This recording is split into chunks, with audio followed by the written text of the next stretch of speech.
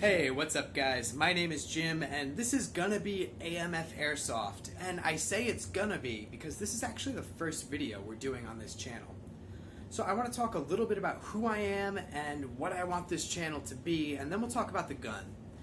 So my name again is Jim. I'm here in Central Florida where we have a very lively airsoft community, which is great. We're very lucky to have the community that we have down here. We've got a ton of great fields, so if you guys are visiting Central Florida, or if you're local to this area and you're looking for a good field to play at, drop a comment down below. I'll be happy to give you guys a few recommendations, and you might even see me there, which is a plus or minus, I'm not sure. But either way, I am a native of Central Jersey. I started playing airsoft in about 2008, which kind of makes me a grandpa in the sport now, which is depressing. But I started playing way back in the early days when clone guns were first becoming popular. I took a hiatus when I got towards the end of high school, because that's when life kind of starts to get real and, real things kind of start to happen and you have to make real choices. So I got out of airsoft to focus on other things, and now I'm in a position where I have, a real 9-to-5 job. I've got some expendable income, so I can buy expensive toy guns, which my girlfriend absolutely loves. She loves seeing when there's just a big box at the door, and I'm like, no, it's not another gun. What are you talking about? But either way, if you guys have a product that you want me to review, go ahead and let me know again in the comments, because that will then give me justification to purchase it. So thank you for that. But either way, what I want this channel to be is kind of a very matter-of-fact channel. We're going to be talking a lot about products that I like and the things I do and don't like about them. We're going to be talking about some of my gear and the way I have my gear set up, which is, again, a very personal choice, so we'll do a whole video on that. But yeah, it's going to be a good resource, I think, for newer players, and that's what I want. It's just more information out there, because when I got started, that information really just wasn't accessible the way it is now. We didn't have Reddit. YouTube was just like barely a thing. We had like a couple cat videos. Iken has cheeseburger, and that's pretty much it. So newer players are very lucky, and the more information that's out there, the better off the sport is going to be. So that being said, let's go ahead and talk about the gun now. This is the CYMA M14 EBR. This retails for about $289 on evike.com. You can get it a little bit cheaper if you don't get the EBR style stock. I think it's maybe like $215. I don't know, go check out their website for more information. But the EBR stock is something I had to have because I wanted to look super operator, like a mid to late 2000s Army Ranger, and this is the style of stock that they were using over in Iraq and Afghanistan at that time, so of course I had to have it, despite the issues it causes, which we'll get into a little bit later. But the stock itself is very well built. The butt plate's very nicely textured rubber. And then if you look at the cheek rest, it's actually super high quality polymer, which I wasn't necessarily expecting from CYMA. It's very nice. It doesn't give at all or creak at all if you squeeze it, and it's very firmly fixed onto the stock. That being said, there is a little bit of wobble in the stock. And with a lot of airsoft adjustable stocks, most of the ones that I've seen, this is gonna happen. But there is some play both horizontally and vertically on this stock, which really just can't be avoided with this level of manufacturing tolerances. And when the rifle is shouldered, I don't feel it at all. It feels pretty solid. So I'm willing to overlook that. The pistol grip is the same high quality polymer that the cheek rest is made out of, so that's pretty impressive as well. If I'm nitpicking, there are seams on both the rear and the front of this pistol grip. I can feel it when it's on my bare hand, but I use gloves, as you all should be if you value having fingernails. So I can't feel it at all when there's gloves on my hands, so that's good. Moving forward, you have the trigger assembly, where you'll also find the safety. Now the safety is your standard M14 style safety. It just clicks in and out of the trigger guard, and it's nice that it is an actual functional safety. So if I were to theoretically go ahead and pull the trigger right now, which I'm not going to do because firearm safety, but if I were to attempt to pull the trigger, it would be in a locked position. So it's not just preventing your finger from going into the trigger guard, it's actually locking the trigger as well, which is nice. Moving up, you'll notice the safety and the selector switch are independent of each other. So the selector switch is right up here. And this is another very confusing feature about this gun, because everything else that's on here that should be metal is metal, with the exception of the selector switch. This is plastic, and it's super cheap plastic. I'm talking like UK Arms plastic. So be very careful when you're handling it. I actually keep it in semi-auto, not just because I like to play a DMR with this gun, but because I'm afraid to keep going back and forth between full auto and semi, because this is going to break. It's a matter of if and not when. So just be very careful with that. Moving up, you do have the rear sight assembly. I'm not sure if the serial number that's on here is unique. Mine ends in 024, so if you guys have a different one, let me know in the comments, because that would be kind of cool if it's a unique serial number, especially on, again, a clone gun. But moving forward, we now have the charging handle and bolt assembly, which was super disappointing for me, just super disappointing. Because again, I get it, it's a China gun, things shouldn't be broken out of the box at a $289 price point though, and this charging handle is. Because it'll rack back, and it'll launch forward, but the bolt actually separates from the charging handle. And it's an easy enough fix, but again, it's disappointing that something like that, that's so minor, is just broken out of the box. It does sound very satisfying too when you let it fly forward. I would not do what I just did, let it fly like that, at any time, really. Because this charging handle is such cheap pot metal, it's eventually just gonna get brittle and shatter. So just something to watch out for and something to be careful with. And it's going to be a pretty consistent theme across this gun from top to bottom. But if you move down to the lower receiver, again, more pot metal. It is very nicely fluted here though, so there's little holes that are drilled in here in the mag well. So it reduces the weight a little bit, which there's no shortage of on this gun. It is a heavy gun, especially when we get to the front end, and we'll talk more about that when we get to that part of the gun as well. Moving down, we now have the magazine well. Standard M14 magazines. I've only used the 2 CYMA high caps that I have. I don't think I'll ever really buy mid caps for it, so I can't speak to mag compatibility, but it should be TM spec, so anything that fits in the Tokyo Marui should fit in the CYMA as well. You also have the Tokyo Marui style hop-up unit, so it's not under the charging handle or under the bolt, it's right here in the mag well, which is nice because it'll hold very well, and the hop-up does click into place well, so you have one click for each degree of adjustment, but it's a pain to get to. So if you're zeroing in on a range in the staging area before a game, and then you get out to the field and you find suddenly your hop-up is not dialed in as well as you thought it was, you're gonna be in trouble, because now you need to take out the mag, invert the gun, adjust the hop-up, pop the mag back in, and then see how well you've adjusted it. And that's time that really in a game you don't want to be wasting just kind of playing with your gun. I like to get that all set in the staging area before I hit the field. So just be careful with that, because it's not going to be very forgiving if you need to adjust it on the back end. On the quality of the hop-up, let me preface this by saying I understand people have had issues with CYMA's hop-ups, particularly in the M14 and their M16 series guns, or their M4 guns. I have had nothing but great experiences with this one. I get shots off at range all the time. And a few years ago, there was the saying, you know, there's no such thing as a stock DMR.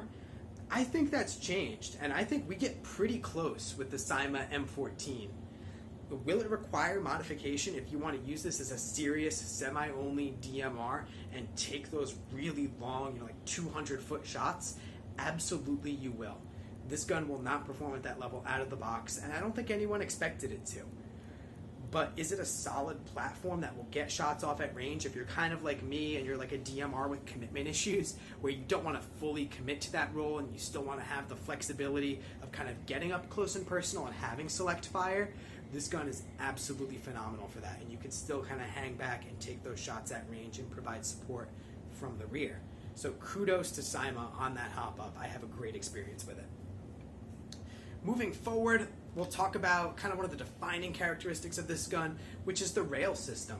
So you have plenty of real estate on the rails for any accessories you might want to mount.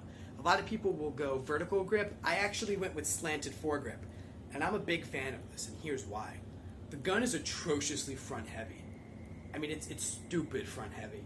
All of the weight is here north of the mag well. Because if you look back here, you know, yeah, you've got the EBR stock, which is more or less hollow. There's not a lot of material there. The lower receiver's got these holes drilled into each side of it to reduce the weight. But once you get to the rails, it's just all metal and nothing else. So all of the weight is focused on the front of this gun, which can make it kind of cumbersome. So with the slanted foregrip and the one on the side here, I put my bottom 4 fingers here and wrap around. I hook my thumb on the other side, and now I have really equitable weight distribution across my arm. I'm not just using my bicep. If I was holding it, like from this heat shield here, or if I was using a vertical grip and holding it like this, I'm really only working one muscle group. When I have the slanted foregrip and the one on the side here as well, I have really equitable weight distribution down across my forearm and into my biceps. So it doesn't feel as heavy, and it's really, really ergonomic, about as ergonomic as you're gonna get when you have a gun that's this heavy, which is nice. So I highly recommend looking into that if you guys wanna run your gun that way. You also have the PEC box on here. Now the PEC box is required, and it does come with the gun, but this is not the PEC box that came with it. So this is an old classic Army one that I had. I used it on an M14 back when they had like the Armalite trades on it. For those of you that remember that, these were like the OG classic Army guns. They don't make them anymore, but that's where this PEC box came from. So I'm not sure if you can still get one that's this length and this size, but it's perfect for this gun, and here's why. On the PEC box that came with this gun, it's tiny. So this fuse and the small Tamiya connector here, they don't all fit into the PEC box with the battery. Whether it's a 9.6 volt or a 7.4 volt LiPo, neither of them will fit with the Tamiya connector and the fuse in the stock PEC box. So this longer one that I now have enough space to accommodate everything, all the wiring, which is necessary, because in the old PEC box, you would have wiring that would hang out like this, and it would hang out quite a bit, so it would be exposed and visible. But more importantly, if I were to drop the gun and my finger got caught in there or a branch got caught in there, it would rip the wires right out, which is a pain to fix for those of you that have had to do that before. So this way I can keep everything nice and tucked in, and I have absolutely no issues. Again, I don't know where you would be able to get one of these, but if you guys can find one that's, kind of equally as long and accommodating, please let me know. I would love to update the video and have that in there for you guys. Moving forward, you have the outer barrel and you have the gas cylinder, which are very, very cheap pot metal. They're not great at all, consistent with the rest of the gun, and they wobble just a little bit, just enough to be super annoying. And again, it's one of those things where it's not really going to affect the performance, but it's nitpicky. So just be aware of that if you're looking to buy one of these. And then I have the mock suppressor on the front. This is a no-brand mock suppressor. I actually got this when I bought a gun from a guy who used to do customs in Orlando.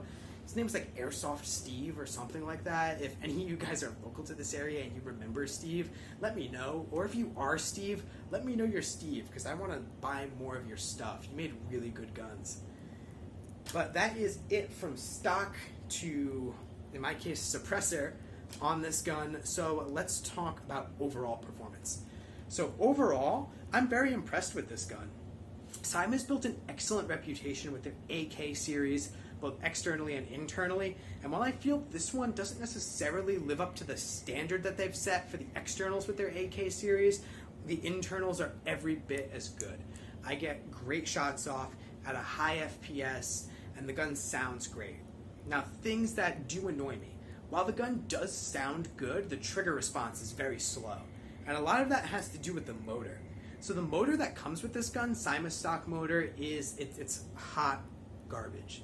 I'm talking like garbage you left on the side of the road in 95 degree, feels like 107, Orlando summer weather. It is just terrible. And it has trouble cycling the gun with this heavy spring in it, which is another issue. This gun will shoot at or above 400 feet per second with a .2 gram BB. Now, my field that I go to on the regular, that I've taken this gun to, which is Raptor Airsoft out in DeLand, Florida. Love those guys, by the way. Highly recommend. Either way, they chrono with .25s. So I'm fine with a .25. I sit under 400, which means I'm okay to go select fire. So my gun does not need to be permanently modified to semi only if I want to run over 400 with a .2, as long as I'm under 400 with a .25. If I were to take this to another field that does chrono with .2s and is very strict about that rule, I would not be able to field this gun because it has select fire capabilities and it's over 400. So I would have to be a designated marksman, which means I would have to have a gun that is permanently modified. So I cannot, under any circumstances, shoot fully automatic. So for those of you guys that are, again, looking for a good starter gun, be careful with this. Because if it's over 400 and you can't take it out to your field, it then requires modification right out of the box. And for a lot of newer players, that's going to be either impossible or it's going to be something that really turns you off to the sport. So just note that. If you're looking for something more versatile, check out the G&G Combat Machine series. They are great and they shoot about 350 feet per second out of the box, which will get you into CQB fields, it'll get you into outdoor fields, and it's just overall more versatile. Now, the pressing question at hand is, do I recommend this gun compared to other guns on the market? So we'll compare it to the next step up, which is the G&G M14 EBR, and that's about $500 on evike.com. So we're looking at a little over $200 difference between this gun and the G&G. And I honestly cannot in good faith recommend the G&G based on price point alone when you have such a solid contender at this low of a price point. You can also, if you're running a DMR, if you're a guy that's serious about that role, you're going to gut all the internals anyway. And for all the external flaws that the CYMA has, I still can't justify the price difference to the G&G. And it's interesting that we've gotten to a point where Chinese-made guns, in particular a CYMA, which used to be crap your money away, can give high-end companies a run for their money. So maybe if the G&G was another $75 cheaper or $100 cheaper, I would be singing a much different tune. But for what you get, for what you pay for, I highly, highly recommend the CYMA M14 or any of the other M14 variants that they have available. So that's all I've got to say about this gun. Again, if you guys have a question or if there's something I missed, let me know down below in the comments. If you want to see more of these, please, like the video, subscribe, let me know, give me feedback, because I would love to do more of these as long as you guys are getting something good out of it. And again, my name is Jim. This has been AMF Airsoft, and I will see you guys out on the field.